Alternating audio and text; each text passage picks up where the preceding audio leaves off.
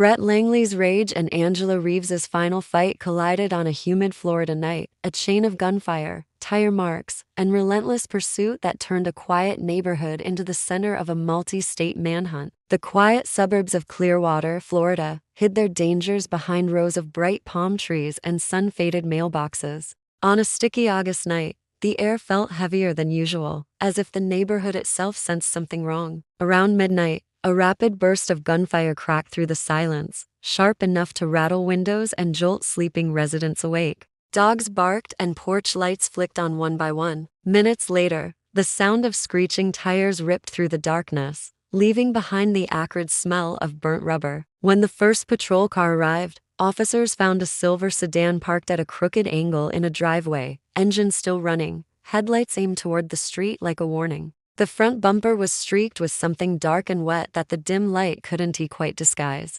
Inside the small single-story home, chaos told a story of sudden violence. A coffee table lay on its side, one leg broken clean off. Shards of a shattered lamp glittered across the carpet. The television screen had a fresh bullet hole at its center, a spiderweb of cracks radiating outward. Dried streaks on the hallway wall hinted at a frantic struggle. Near the front door, a cell phone lay smashed, as though someone had stepped on it with force to stop a call for help. Police methodically checked every room, but no one was there. The woman who lived in the house, 28-year-old Angela Reeves, was missing. Neighbors spoke of a friendly dental clinic receptionist who waved to children on her morning jogs and kept her yard trimmed with care. They described a private person, but one who never seemed afraid until now. Her boyfriend, 32-year-old Brett Langley, was a different story. He worked sporadically at a local auto shop and had a history of reckless driving and late-night bar fights. Records showed a pattern of impulsive behavior, the kind that could flare into something worse when alcohol was involved. Detectives worked quickly, photographing every detail, collecting shell casings, and mapping the direction of bullet holes. They searched for footprints in the damp grass leading away from the house, finding faint impressions that suggested someone had run. The discovery of deep tire tracks cutting through the side yard hinted that a vehicle had moved across the lawn in a hurry, perhaps chasing someone. By dawn, the scene felt heavier than a simple domestic dispute. Angela's absence was more than suspicious, it was alarming. While the sun rose and curious neighbors gathered behind police tape, investigators understood they weren't dealing with a frightened woman who had run off. Something far more brutal had taken place, and the night's chaos was only the first chapter of a crime that would soon grip the entire state. Detectives returned to the crime scene the next morning with a clearer plan, determined to trace every thread that might reveal where Angela Reeves had gone. The house smelled of smoke and cordite, a reminder of the violent night before. Crime scene technicians dusted for fingerprints, gathered the bullet casings scattered across the living room, and documented the jagged path of gunfire that tore through the walls. Forensic experts noted that at least 2 different calibers of ammunition were used, suggesting that Brett Langley had reloaded or switched magazines in a calculated burst of rage. Investigators began piecing together Angela's final hours through interviews with friends and coworkers. They learned that she had confided to a colleague about financial tension, a hidden credit card debt, and Brett's growing temper. A neighbor came forward to say they often heard muffled shouting late at night but had assumed it was just another couple's argument. Police obtained surveillance footage from a gas station a few blocks away that showed Brett's silver sedan speeding toward the interstate only minutes after the gunfire. He was alone. No sign of Angela appeared in the car's passenger seat, but the rear windows were tinted, leaving room for doubt. Inside Brett's apartment across town, detectives found disturbing clues. Empty beer cans lined the counter, a half-burned notebook sat in the sink, and a single spent shell casing lay on the floor like a silent confession. Drawers had been yanked open and clothes scattered, suggesting a hurried departure. In a trash bin, investigators discovered torn paper that, when pieced together, revealed rough sketches of backroads and state lines, routes leading north out of Florida. An unexpected witness added another layer of dread. A man walking his dog late that night reported seeing someone sprint across Angela's yard, a figure illuminated for an instant by the harsh glare of a streetlight. Seconds later came the final gunshots, followed by the roar of an engine. Fresh tire marks cut across the lawn and onto the road, deep grooves showing that a vehicle had moved with sudden, violent speed. Near the end of the street, officers found a single running shoe, its fabric damp from dew and flecked with blood. The growing evidence painted a chilling picture. Angela might have tried to escape, only to be pursued. Whether she had been forced into Brett's car or left wounded somewhere nearby remained unclear, but the trail was becoming unmistakable. Brett had left in a hurry, and every clue suggested he intended to disappear before anyone could catch up. The hours after Brett Langley's flight turned into days filled with relentless searching and a mounting sense of urgency. Detectives coordinated with state troopers, county sheriffs, and federal agents to track any trace of the silver sedan that had carried him away from Clearwater. Helicopters swept over wetlands and pine thickets, their spotlights cutting through humid night air, while search dogs combed ditches and overgrown trails. Volunteers stapled missing person posters bearing Angela Reeves's photo to telephone poles and convenience store windows. The community clung to the fragile hope that she might still be alive, even as the evidence suggested otherwise. A crucial break came when investigators pulled traffic camera records from highways leading out of Florida. One image captured Brett's car crossing a toll booth on Interstate 75 before dawn, heading north toward the Georgia line. The timestamp placed him there only a few hours after the shooting. Patrols were alerted across multiple states, and an all-points bulletin described him as armed and dangerous. News broadcasts flashed his face across television screens, urging the public to report any sightings and to stay away if encountered. When officers finally located the silver sedan 3 days later, it was abandoned in a wooded area just beyond a rural Georgia highway. The car doors were unlocked, and the interior smelled faintly of gasoline and iron. Bloodstains marked the back seat and trunk, and a handgun magazine lay empty on the passenger floor. Forensic testing would later confirm that the blood matched Angela's DNA, extinguishing lingering hopes of her safe return. Investigators concluded that Brett had left the vehicle intentionally, possibly to mislead search teams and delay pursuit.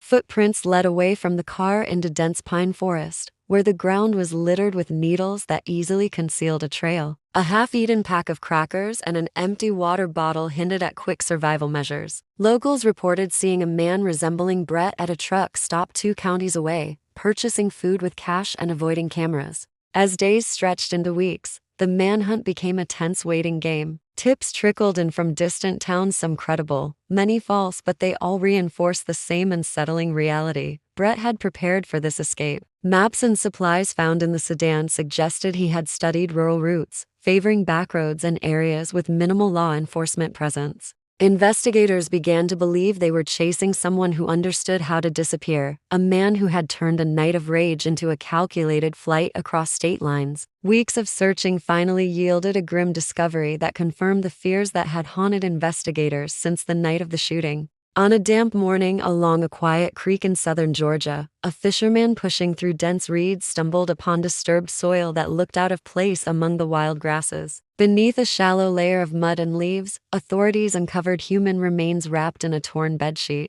Dental records confirmed the identity within hours: Angela Reeves. The autopsy revealed the cruel extent of the violence. She had been shot 15 times at close range, the bullets striking vital organs in a pattern that showed deliberate intent. More disturbing still, fractures in her ribs and pelvis told a second story. Tire impressions across her body indicated she had been run over by a vehicle after death, an act that investigators interpreted as both rage and a twisted attempt to conceal evidence.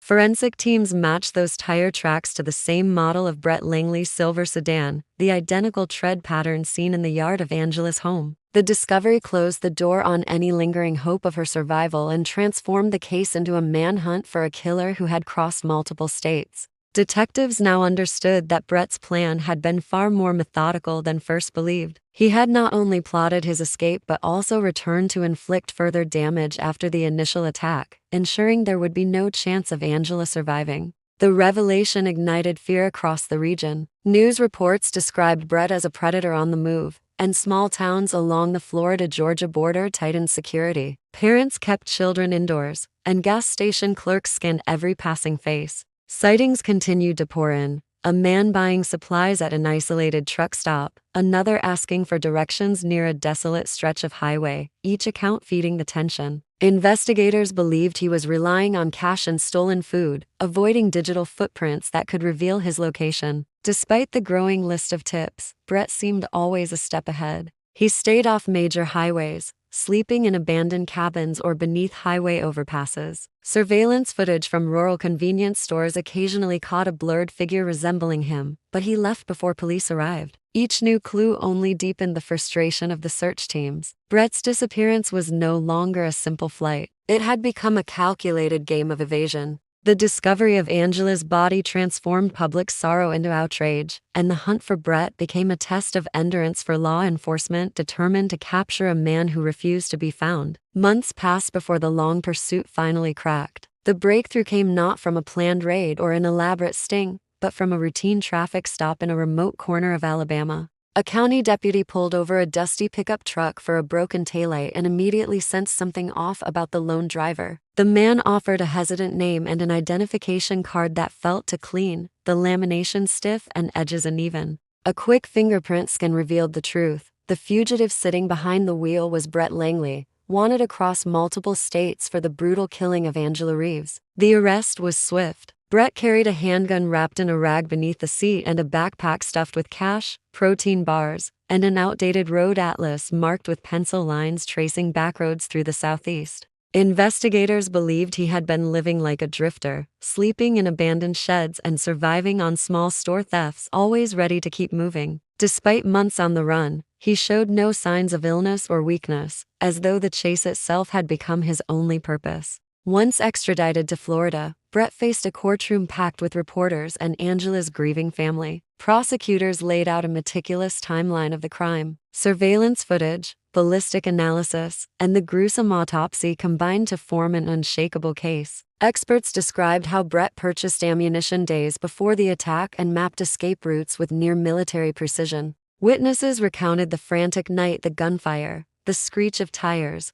the desperate footprints in the grass. Forensic specialists explained the tire marks that matched his car exactly, proving he had run over Angela after shooting her 15 times, a calculated act to ensure death and destroy evidence. The defense offered little more than claims of mental strain, but the jury remained unmoved. After only a few hours of deliberation, they returned with a unanimous verdict: guilty of first-degree murder, kidnapping, and aggravated assault. The judge imposed life in prison without the possibility of parole, noting the cruelty of the crime and the danger Brett posed to the public. Angela's family finally had a measure of closure, though the emotional scars would never fully heal. The community that had once whispered in fear now breathed a collective sigh of relief. News outlets across the country reported the end of the manhunt, framing it as both a cautionary tale and a testament to relentless investigative work. Brett Langley's capture closed a case that had begun with a quiet Florida night shattered by gunfire and ended with justice delivered after a months-long pursuit across state lines.